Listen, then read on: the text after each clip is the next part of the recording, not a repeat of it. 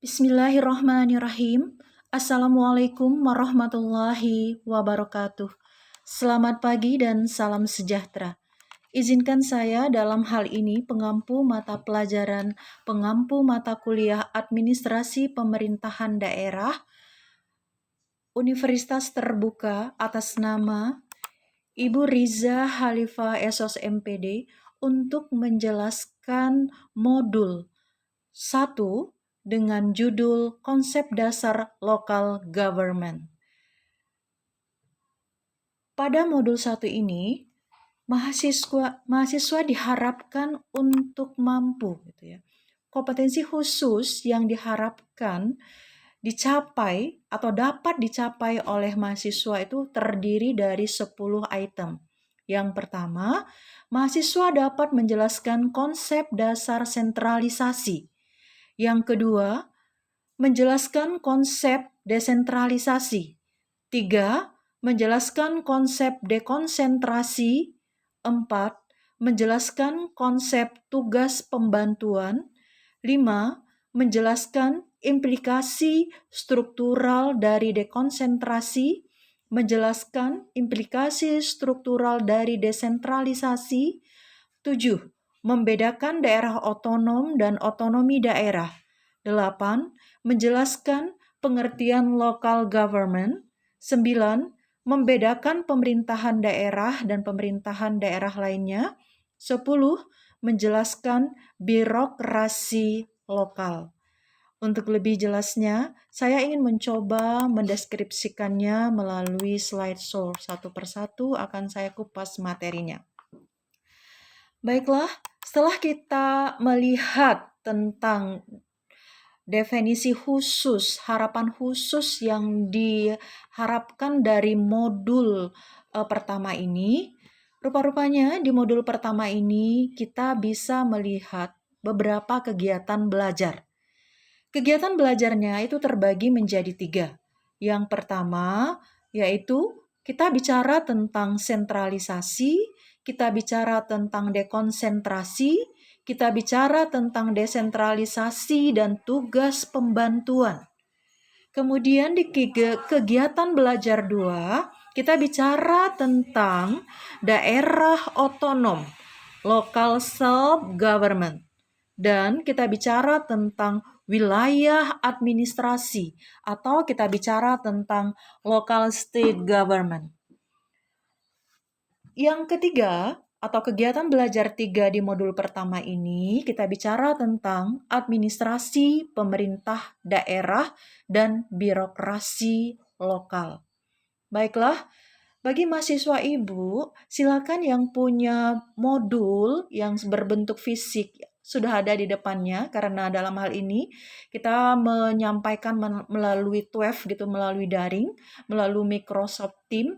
Jadi, mahasiswa bisa melihat untuk mengidentifikasi materi kita di modul 1 ini di mata kuliah pemerintahan daerah bisa melalui UT atau laman website UT.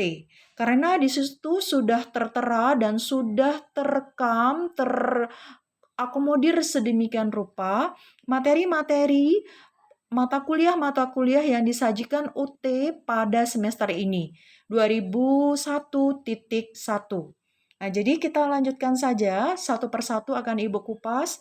Mudah-mudahan bisa menerima mata kuliah ini dengan baik, karena cukup menarik. Kita bicara tentang kehidupan sentralisasi, kita bicara tentang dekonsentrasi, kita bicara tentang desentralisasi yang akhirnya bermuara kepada yang namanya otonomi daerah, dan kita bicara tentang tugas pembantuan Cukup menarik materi kita pada semester ini. Mudah-mudahan bisa diterima dengan baik dan bijak dan hasilnya juga memuaskan. Seperti biasa, saya adalah orang yang selalu memberikan motivasi yang baik kepada mahasiswanya. Tujuannya tidak lain dan tidak bukan, apabila kita mengikuti aturan yang berlaku, konsep yang berlaku, menerima kegiatan belajar dengan baik, saya yakin dan percaya nilainya juga akan baik seperti semester lalu.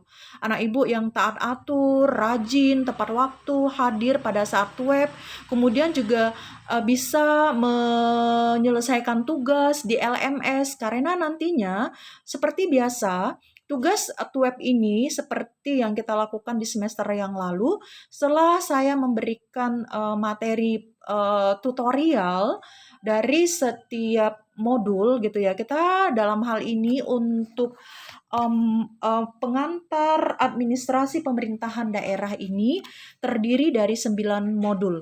Nah, jadi pada saat ini kita akan melalui menjadi 8 step.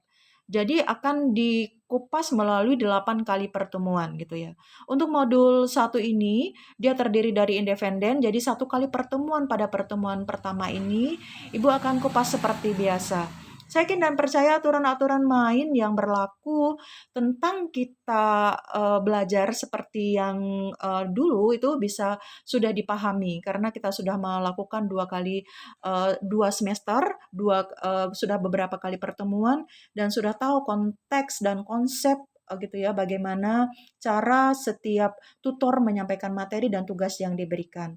Tugas yang diberikan seperti biasa akan masuk dalam LMS, mudah-mudahan nanti bisa teratur seperti yang biasa kita lakukan. Baiklah, kita lanjutkan untuk kegiatan belajar pertama. Kita bicara tentang sentralisasi. Kita bicara tentang dekonsentrasi, kita bicara tentang desentralisasi, dan tugas pembantuan. Ya, sebenarnya materi ini sangat menarik. Pada masa Orde Baru, Orde Lama gitu ya, sistem sentralisasi ini semua adalah merupakan bagian dari pemerintah kita. Semua terpusat. Semua pemerintah pusatlah yang mengatur kewenangan-kewenangan yang berlaku di seluruh provinsi yang ada di Indonesia. Tetapi nantinya ini akan terbantahkan karena semakin banyaknya daerah-daerah atau provinsi-provinsi yang ingin mempunyai hak dan wewenang dan berdikari sendiri. Sehingga tumbuh atau timbul yang namanya nanti kita bicara tentang desentralisasi, tepatnya kita bicara tentang yang namanya otonomi daerah gitu ya. Kita lanjutkan, apa sih yang disebut dengan sentralisasi ini? Kalau kita bicara tentang sentralisasi, kita bicara tentang pemusatan semua kewenangan pemerintah. Dalam hal ini, di bidang politik dan pemerintahan, dilakukan pada pemerintah pusat. Dalam hal ini, saya garis bawahi, pemerintah pusat ini adalah presiden dan para menteri. Jadi pemerintah pusat dalam hal ini yang akan menjadi ujung tombaknya dilakukan oleh seorang presiden dan para menterinya. Kalau kita bicara tentang negara kesatuan kita adalah negara kesatuan Republik Indonesia merupakan sebagai negara kesatuan kedaulatan yang tunggal, tidak tersebar pada negara-negara bagian seperti negara federal atau serikat. Seperti kita bicara tentang Malaysia, kita bicara tentang Amerika Serikat misalnya, mereka punya negara-negara federal, negara distrik. Lepas gitu ya. Tetapi selepas-lepasnya nanti otonomi daerah, kita tidak seperti negara Amerika Serikat dan Malaysia tadi gitu ya. Namun mengingat negara Indonesia adalah yang sangat luas, yang terdiri dari puluhan ribu pulau besar dan kecil, ini sangat beragam, berbagai macam etnis dan sebagainya. Makanya kalau kita bicara tentang konsep sentralisasi ini adalah penyelenggaraan pemerintah dilakukan dengan membentuk organisasi pemerintah di daerah atau pemerintah daerah. Pemerintah daerah bukan negara bagian seperti dalam negara federal atau negara Amerika Serikat. Sepusat-pusatnya dalam hal ini kewenangan pemerintah pusat, tetapi masih ada batasan-batasan konsepnya. Karena walaupun nanti lepasnya Indonesia atau negara-negara atau daerah-daerah yang ada di Indonesia, provinsi-provinsi yang ada di Indonesia, dengan atas nama otonomi daerah berdiri dengan kemampuan daerahnya masing-masing, tapi ada kontribusi yang memang tidak lepas dari pemerintah pusat yang masih dipegang oleh pemerintah pusat. Seperti apa sih sebenarnya? Itu akan saya kupas dalam hal ini. Yang pertama, kalau kita berbicara tentang pemerintah sentralisasi ini kita bicara tentang wewenang politik. Kemudian yang kedua kita bicara tentang wewenang administrasi. Dari kedua kewenangan ini nanti ada piramidanya. Ini masih pusat walaupun memberikan hak penuh, hak otonomi kepada wilayah provinsi yang ada di Indonesia, masih saja mereka mendapat jatah seperti ini. Dalam arti kata, walaupun dia memberikan seperti induk ayam lah seperti ini gitu ya, dapat dicontohkan di sini. Ada induk ayam, kemudian anak-anaknya bertebaran ke sana kemari. Kemudian pada malam hari rupa-rupanya dia akan mencari induknya. Induknya kemudian mendekap anak-anaknya. Dengan enaknya anak-anaknya bisa tidur di dekapan induknya. Seperti itulah kalau kita bicara tentang sentralisasi. Walaupun sudah memberikan kepada bagian besar kepada daerah-daerah seperti ini dari piramida ini, tetapi masih saja akomodasi atau kewenangan pusat itu besar perannya untuk merangkul dan mengontrol setiap provinsi atau daerah kewenangannya untuk berdikari dan berprestasi sesuai dengan kemampuannya. Tetap akan dipantau dan dikendalikan oleh pusat. Kita lihat mahasiswa Ibu bisa melihat di halaman 1.5 modul 1, kemudian ada gambar 1.1 sentralisasi.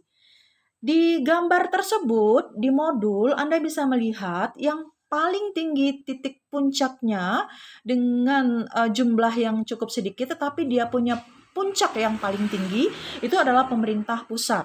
Kemudian berikutnya, yang kedua, kita bicara tentang Pemprov atau pemerintah provinsi. Dan yang ketiga, kita bicara tentang pemerintah kabupaten atau kota. Yang keempat, kita bicara tentang pemerintah kecamatan. Dan yang paling bawah sekali, kita bicara tentang pemerintah desa atau pemerintahan desa atau kelurahan. Gambar titik satu ini menunjukkan struktur organisasi negara. Struktur organisasi tertinggi adalah pemerintah pusat. Pemerintah pusat yang dipimpin oleh presiden membawahi pemerintah provinsi yang dipimpin oleh gubernur. Gubernur membawahi pemerintah kabupaten kota yang dipimpin oleh bupati atau wali kota. Seperti kita kota Singkawang gitu ya. Kita pemimpinnya adalah seorang wali kota. Seorang wali kota perempuan Chow Chimi gitu ya. Kemudian lanjut dalam sentralisasi semua kewenangan tersebut baik politik maupun administrasi berada di tangan presiden dan para menteri atau kita kenal dengan pemerintah pusat. Sebagai pertanggungjawaban organisasi permintaan tertinggi, dengan kata lain, semua kewenangan tersebut berada pada puncak jenjang organisasi. Sebagai konsekuensinya, dalam melaksanakan kewenangan ini, anggaran dibebankan pada anggaran pemerintah negara atau yang dikenal dengan APBN. Dalam konsep sentralisasi, kewenangan pusat yang dipusatkan di tangan presiden dan para menteri itu hanya kewenangan yang bersifat pemerintahan atau yang kita kenal dengan eksekutif. Wow, dari modul atau mata kuliah pemerintahan daerah ini akan kita kupas secara luas. Apa sih eksekutif, legislatif, dan yudikatif itu sendiri gitu ya. Kewenangan lain atau legislatif dan yudikatif tidak masuk di sini. Itu artinya kewenangan legislatif dan yudikatif tidak termasuk dalam kerangka sentralisasi. Oleh karena itu, daerah otonom tidak mempunyai kewenangan legislasi untuk membuat undang-undang dan kewenangan yudikatif atau yang disebut dengan peradilan. Sampai di sini kita bicara tentang sentralisasi. Kita lanjutkan, kita bicara tentang dekonsentrasi. Pada kegiatan belajar pertama ini, setelah sentralisasi, kita masuk ke tahap berikutnya. Di bawah sentralisasi, kita bicara tentang dekonsentrasi. Makanya saya bertanya dalam hal ini, ada pertanyaan, apa sih dekonsentrasi itu gitu ya? Mahasiswa bisa melihat di modulnya, panduan modul kita gitu ya. Kita bicara tentang pengertian daripada dekonsentrasi.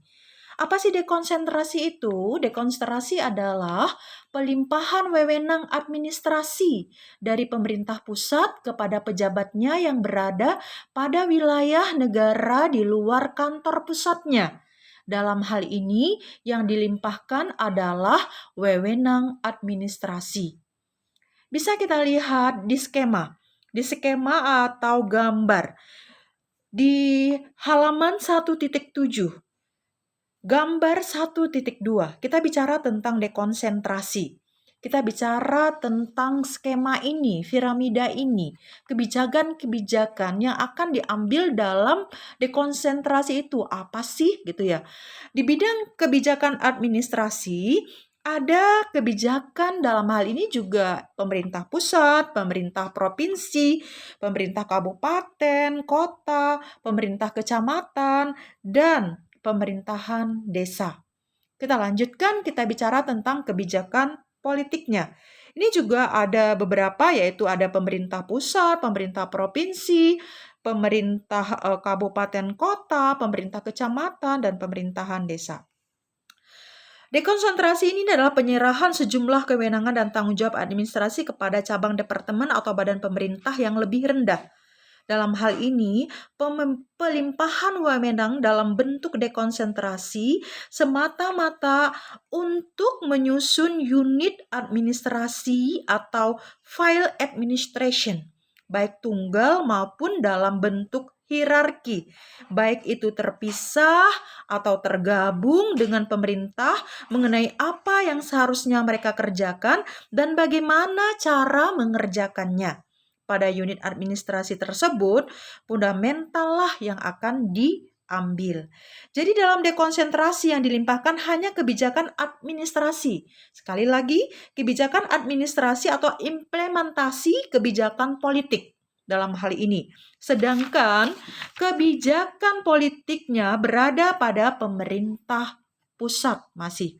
Oleh karena itu, pejabat yang diserahi pelimpahan wewenang tersebut adalah pejabat yang mewakili pemerintah pusat di wilayah kerja masing-masing atau pejabat pusat yang ditempatkan di luar kantor pusatnya. Bahwa ini salah satu contohnya, misalnya kita bisa melihat mengingat satuan organisasi yang berada pada wilayah-wilayah negara di luar kantor pusat tersebut milik pemerintah, anggarannya menjadi tanggung jawab pemerintah pusat. Maksudnya, terdapat hubungan subordinat antara satuan organisasi pusat dan satuan organisasi di bawahnya. Misalnya, kita ambil pada zaman Orde Baru. Ini memang benar sekali kalau kita bicara tentang sentralisasi, dekonsentrasi ini, gawainya, high class-nya itu berada pada masa pemerintahan Orde Baru. Orde Baru ini mempunyai peran yang sangat besar untuk kewenangan sentralisasi, sehingga banyak negara, banyak daerah terutama Indonesia bagian timur itu yang bergejolak. Karena apa? Semuanya terkontrol oleh pusat, semuanya apa yang sudah dimiliki daerah harus kembali ke pusat. Sehingga pusatlah yang akhirnya terutama di Jakarta, di Pulau Jawa yang mempunyai pembangunan yang seluas-luasnya dan sebesar-besarnya. Sehingga ini menimbulkan gap. Nah, ini kalau kita bicara tentang sentralisasi dan dekonsentrasi ini pada masa Orde Baru, ini dihapus dan dikritisi pada masa pemerintahan reformasi. Dengan kebijakan akhirnya timbul yang namanya desentralisasi dan akhirnya otonomi daerah. Dalam hal ini, misalnya seperti yang tadi saya katakan, contohnya, misalnya pada zaman Orde Baru, pemerintah pusat membawahi pemerintah provinsi, pemerintah provinsi membawahi pemerintah kabupaten atau kota madya, pemerintah kabupaten atau kota madya membawahi pemerintah kota administrasi. Pemerintah kota administratif membawahi pemerintah kecamatan, dan pemerintah kecamatan membawahi pemerintah kelurahan atau desa. Kalau pada kementerian-kementerian, membawahi kantor kementerian pada wilayah provinsi. Kantor kementerian provinsi membawahi kantor kementerian kabupaten kota, dan kantor kementerian kabupaten kota membawahi kantor kementerian kecamatan. Seperti itulah kalau kita bicara tentang dekonsentrasi gitu ya. Kemudian yang paling menarik kita bicara tentang yang bagian nomor 3 ini. Karena kita sedang menghadapi kondisi seperti ini gitu ya, di mana kita bicara tentang desentralisasi. Kalau kita bicara tentang desentralisasi, kita bicara tentang berasal dari bahasa Latin yaitu de, yang berarti lepas, dan centrum yang berarti melepaskan diri dari pusat.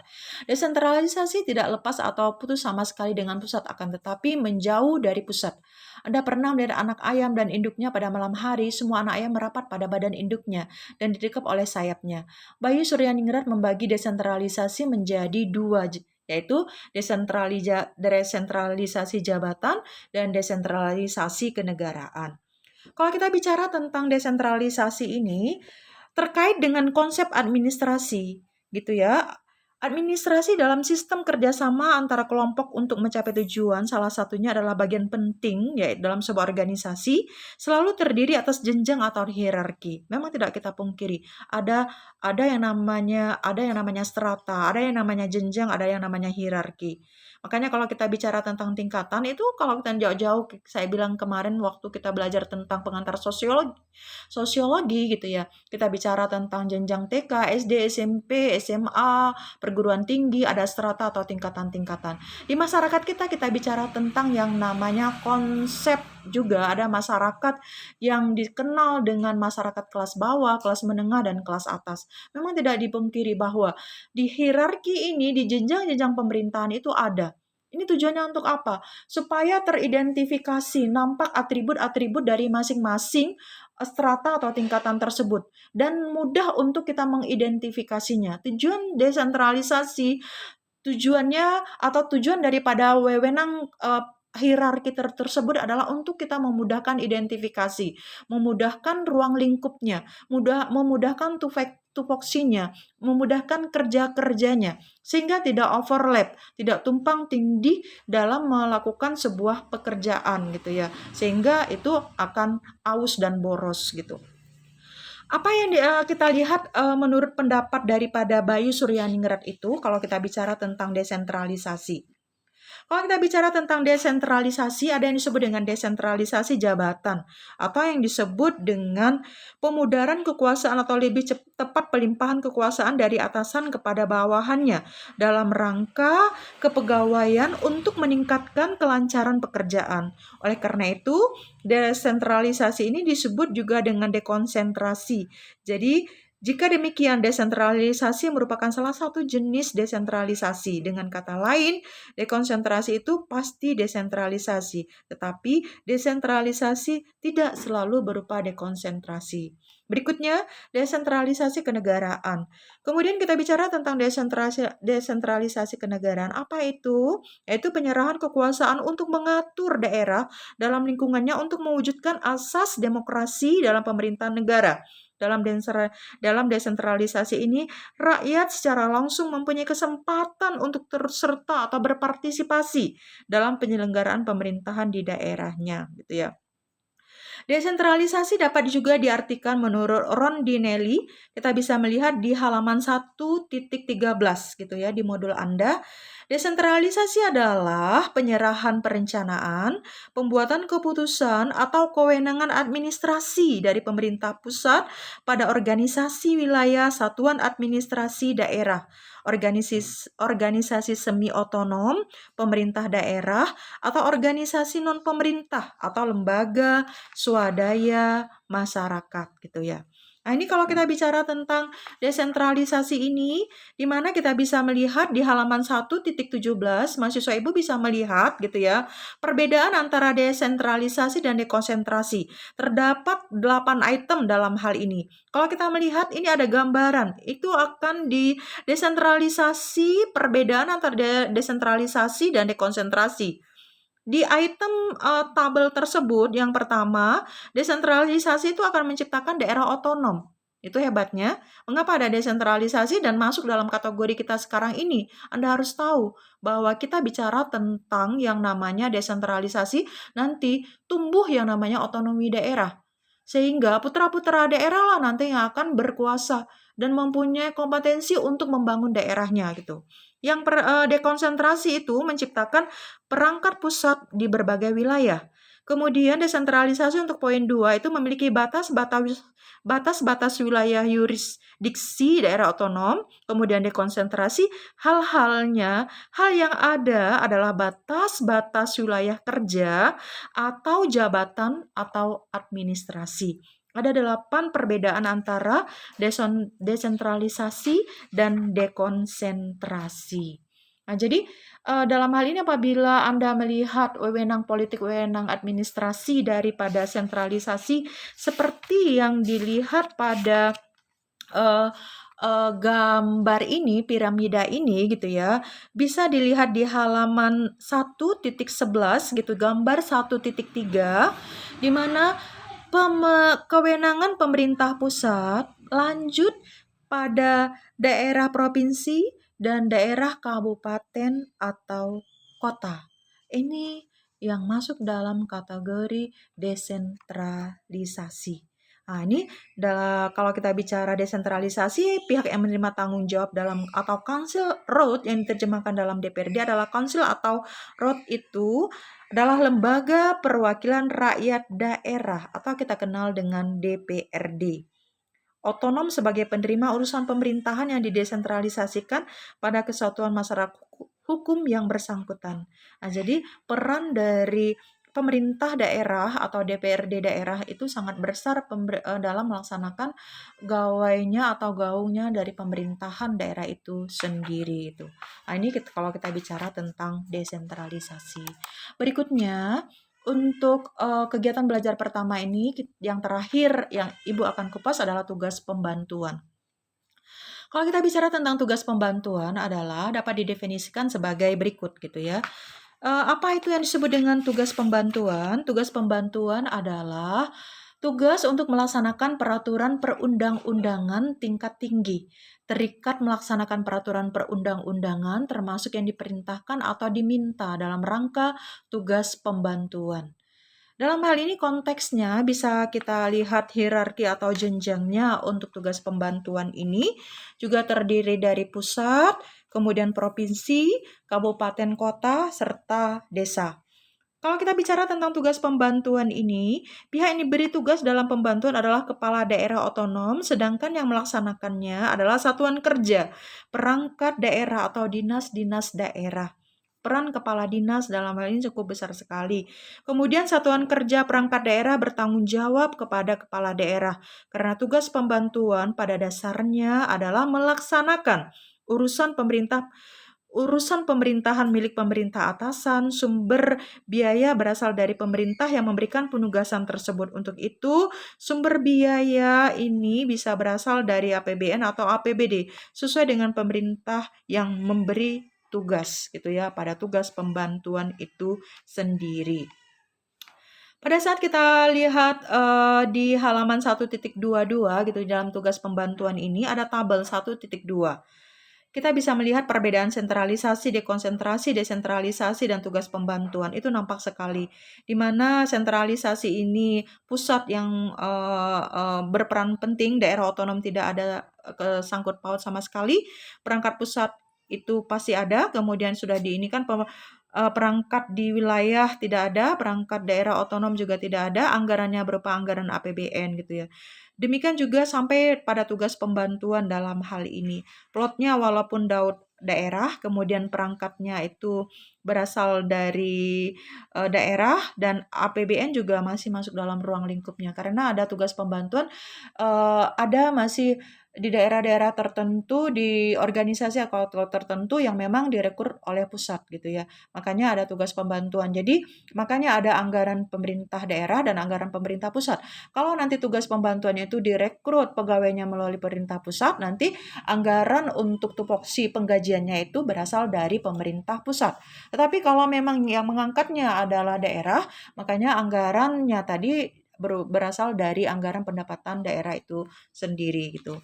Iya, itu kita bicara tentang kegiatan belajar yang pertama.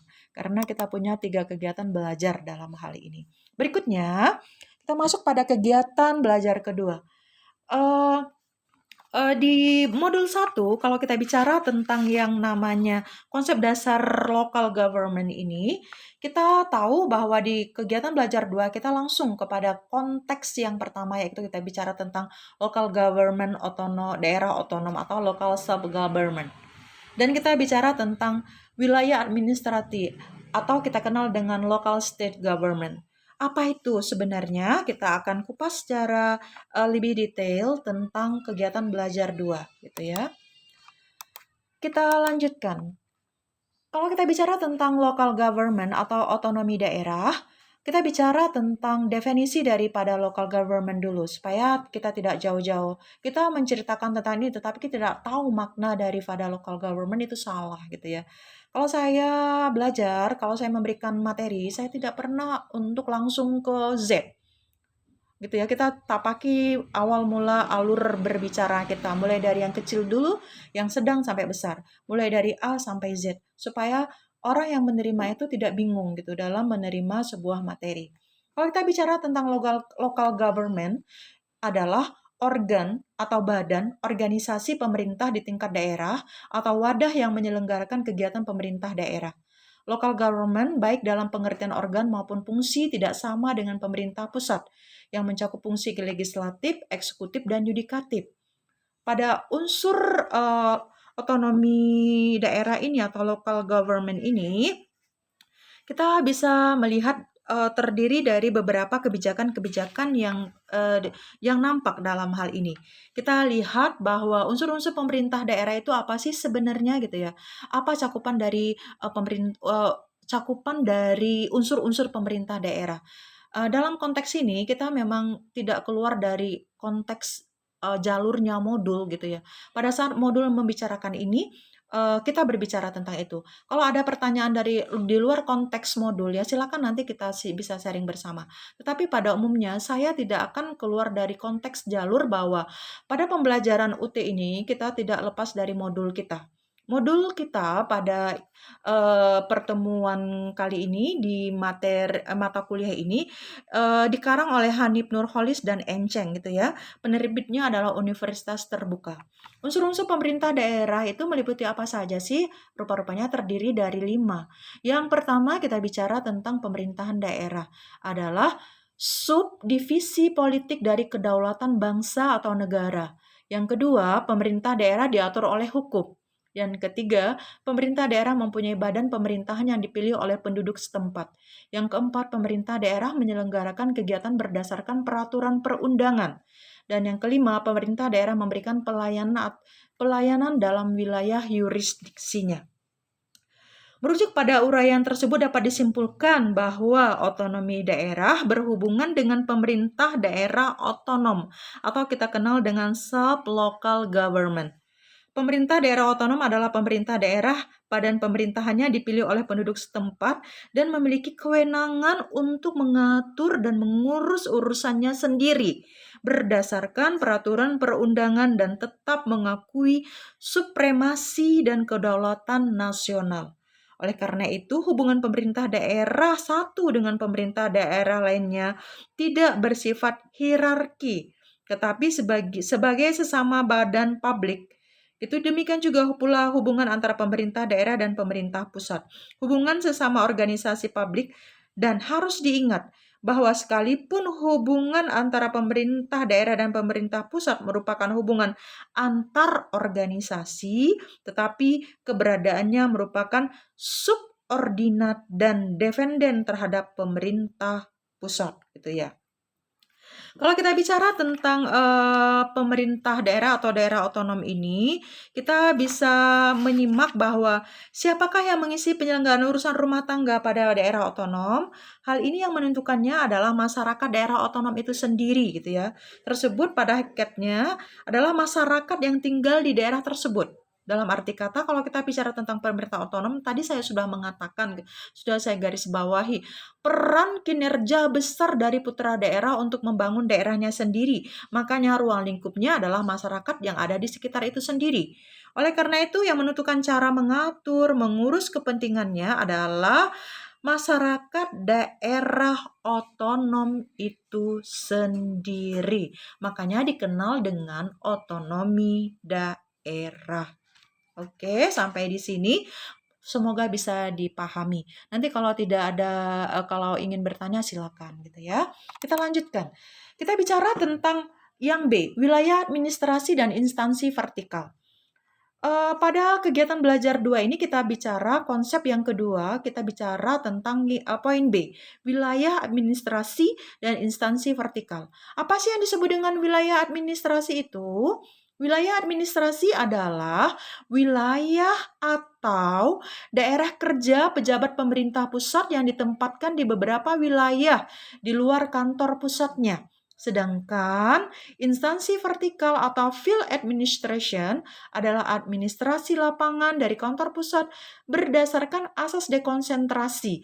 Jadi instansi vertikal adalah instansi atau lembaga pemerintah yang merupakan cabang dari kementerian pusat yang berada di wilayah administrasi sebagai kepanjangan tangan dari departemen pusat itu sendiri. Nah, jadi kalau kita bicara tentang wilayah administrasi atau kita bicara tentang local state government, sudah disinggung bahwa wilayah administrasi pada zaman Orde Baru terdapat wilayah administrasi provinsi, kabupaten atau kota madya, kota administrasi, kecamatan, dan kelurahan. Keberadaan wilayah administrasi adalah akibat diterapkannya asas dekonsentrasi gitu ya. Jadi pada saat kita bicara tentang wilayah administrasi di otonomi daerah, daerah atau wilayah yang merupakan daerah kerja administrasi residen, wedana, camat, seperti itu adalah daerah wilayah administrasi. Pada eksisnya kecamatan, sedangkan daerah lain provinsi atau daerah otonom, Orde Baru menambahkan wilayah administrasi lagi di atas kecamatan atau yang kita dikenal dengan kota administratif. Pada wilayah administrasi murni, pejabat yang mengepalai wilayah administrasi adalah pejabat pusat dalam arti yang mengangkat, memberhentikan, dan membina, yaitu pemerintah pusat. Pejabat tidak dipilih oleh rakyat yang diperintah. Oleh karena itu, kepala wilayah administrasi bertanggung jawab kepada pemerintah pusat yang mengangkatnya, bukan kepada rakyat yang dilayaninya. Adapun pada wilayah administrasi campuran seperti provinsi dan kabupaten atau kota, pejabatnya dipilih oleh rakyat dan disahkan oleh pemerintah pusat, gitu ya. Kemudian kalau kita bicara tentang instansi vertikal itu sendiri, instansi vertikal merupakan konsekuensi dari asas dekonsentrasi. Ingat, ini merupakan timbul karena adanya asas dekonsentrasi. Instansi vertikal ini, menurut asas dekonsentrasi tadi, adalah merupakan pejabat pusat membuat keputusan politik dan pelaksanaannya dilimpahkan pada pejabatnya di wilayah administrasi. Oleh karena itu, pejabat pusat akan membuat kantor-kantor beserta kelengkapannya di wilayah administrasi yang merupakan cabang dari kantor pusat. Kantor cabang yang berada di wilayah administrasi inilah yang disebut dengan instansi vertikal. Mengapa disebut dengan instansi vertikal? Karena berada di bawah kontrol langsung kantor pusat. Jadi, instansi vertikal adalah instansi atau lembaga pemerintah yang administrasi sebagai kepanjangan tangan dari departemen pusat. Oleh karena itu, instansi vertikal dibiayai oleh Departemen Pusat. Pejabatnya diangkat, diberhentikan, dan dibina oleh pejabat pusat. Oleh karena itu, ia bertanggung jawab kepada pejabat pusat yang mengangkatnya. Oke, kita lanjutkan berikutnya ke kegiatan belajar terakhir untuk modul pertama, yaitu kita bicara tentang administrasi pemerintahan daerah dan birokrasi lokal, gitu ya. Di kegiatan belajar ketiga ini, kita akan kupas apa sih yang dimaksud dengan administrasi pemerintahan daerah. Kalau kita melihat, administrasi pemerintahan daerah pada umumnya itu adalah secara faktual mereka merupakan pelaksana pemerintah yang dilandasi dengan pertimbangan-pertimbangan sebagai berikut gitu ya. Mengapa secara faktual penting dilaksanakan pemerintahan daerah dan ada landasan atau pertimbangan-pertimbangan spesifikasi tujuan daripada administrasi pemerintahan daerah itu. Mengapa? Karena yang pertama, adanya perbedaan daerah dalam sistem sosial, sistem politik, dan sistem budaya.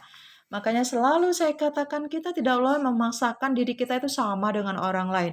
Orang lain juga kita nggak boleh paksakan sama dengan diri kita.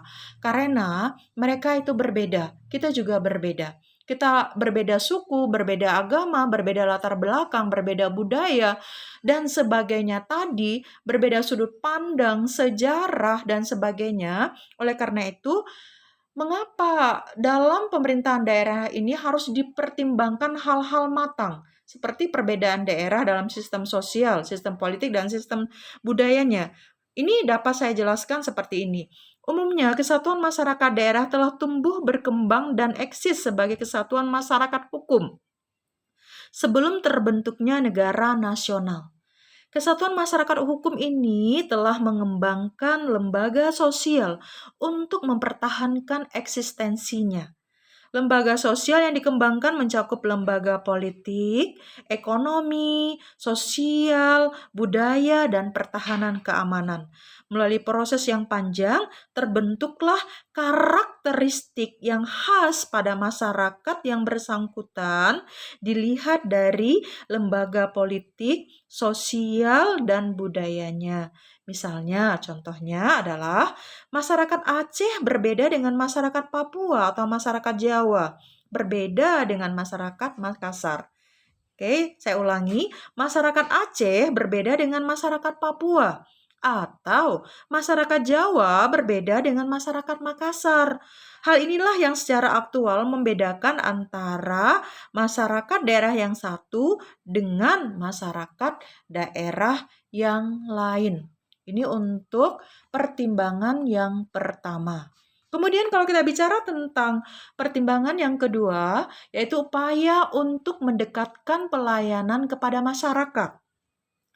Penjelasan dari upaya untuk mendekatkan pelayanan kepada masyarakat ini secara umum tujuannya dibentuknya negara adalah untuk menciptakan masyarakat adil dan makmur. Untuk mencapai hal tersebut diperlukan perangkat kelembagaan yang disebut dengan administrasi publik atau negara. Melalui sistem administrasi publik, tujuan menciptakan masyarakat adil dan makmur dapat diselenggarakan melalui proses-proses tertentu yang wujud nyatanya adalah pemberian pelayanan publik. Gitu. Nah, jadi sampai di situ untuk poin yang kedua. Kemudian yang poin yang ketiga, kita bisa melihat menciptakan administrasi pemerintah yang efisien. Apa sih maksudnya? Mengapa ada pertimbangan seperti itu? Tujuannya tidak lain adalah penyelenggaraan pemerintah dengan cara terpusat akan melahirkan hierarki. Seperti tadi ada piramidanya, ada jenjangnya, pusat sampai pemerintah desa atau kelurahan gitu ya. Dan rantai komando yang panjang. Dengan adanya hierarki dan rantai komedo yang panjang tadi, pengendalian, koordinasi, evaluasi sulit untuk dilaksanakan. Kelemahannya di bidang pengendalian, koordinasi, evaluasi tersebut membuat sistem administrasi tidak efisien. Perencanaan yang diputuskan di pusat dan dilaksanakan di daerah, pengawasannya tidak efektif karena jarak antara pembuat rencana dan pelaksana terlalu jauh.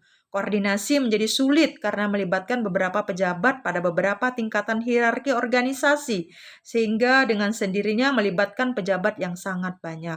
Evaluasi juga tidak efektif karena objek yang dievaluasi sangat banyak dan kompleks. Di samping itu, kondisi ini juga memberi peluang kepada korupsi dan penyalahgunaan wewenang.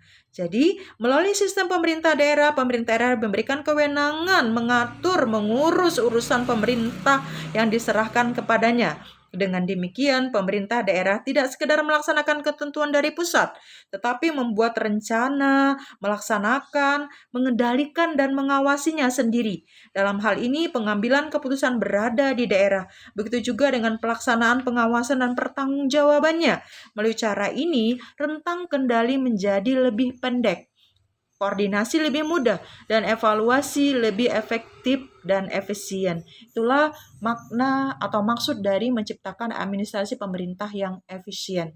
Kalau pusat tadi sangat jauh, yang memberikan kebijakan dari pusat, dirasakan di daerah itu memerlukan ruang, waktu, tenaga, biaya, dan sebagainya. Tetapi setelah dilimpahkan wewenang kepada daerah untuk menciptakan kontribusi administrasi pemerintah daerah, ada spesifikasi untuk mempermudah, jedanya tidak jauh, jaraknya tidak jauh, dan sebagainya. Bisa dimudahkan untuk kontrol sosialnya, seperti itu.